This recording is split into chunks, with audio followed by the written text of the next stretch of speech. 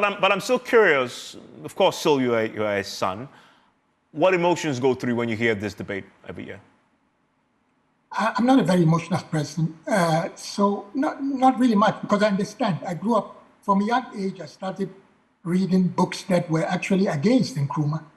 The first political book I read was by Leo Okran, one of the leaders of the 1966 coup, which completely condemned Nkrumah and so on. I also used to look through cartoons that were running down Nkrumah. I'm not too sure what it was, Ganata or something of the sort. Mocked Nkrumah completely and so on.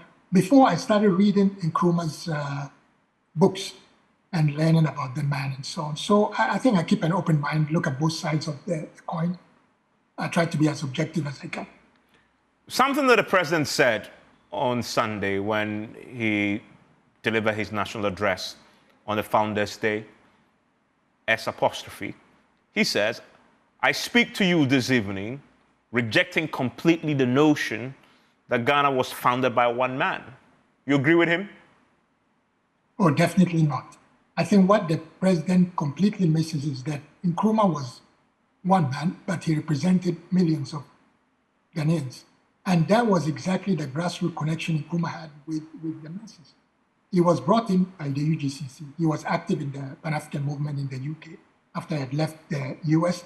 And I would later kind of go into his 10 years in the US, because I think that's what made Nkrumah. So they brought him in, and they needed his help.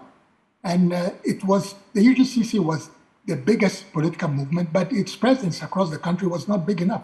I think, if I remember correctly, they were just active in 6 constituencies or so across the country. And Nkrumah came, he did the legwork, went across the country, mobilized people, energized the whole struggle for independence, and kind of took over the leadership. After breaking away and forming his CPP, took the largest chunk of he created the mass movement. So obviously when he broke away, the majority went with him, and he convincingly won the 51, 54, and 56 elections. So the point here is that what the president is missing is that Nkrumah is not one man. Nkrumah represents millions of Ghanaians.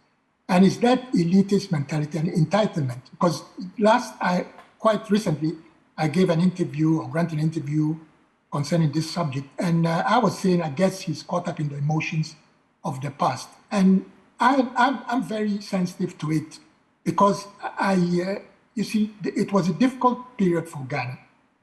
I was a baby then, but I mean, Ghanaians who lived at the time. And the political violence that emerged from the rivalry of the UP and CPP. Eventually, I think I blame both sides, the political violence. In Nkrumah, yes, there were several attempts on his life. Started with a bomb in Newtown where he lived, his residence.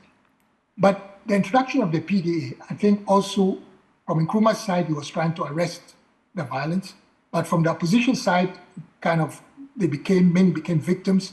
And I always say, and that's why I earlier said I'm very sensitive to it, is that 3 out of the big 6 ended up in political detention under Nkrumah, Obichebe Lamptey, Dankwa himself, and Akwaje, who actually suggested Nkrumah's name to come and become the general secretary. 2 of them, J.B. Dankwa and Obichebe Lamptey, died in political detention, which is a very sad thing for Ghana.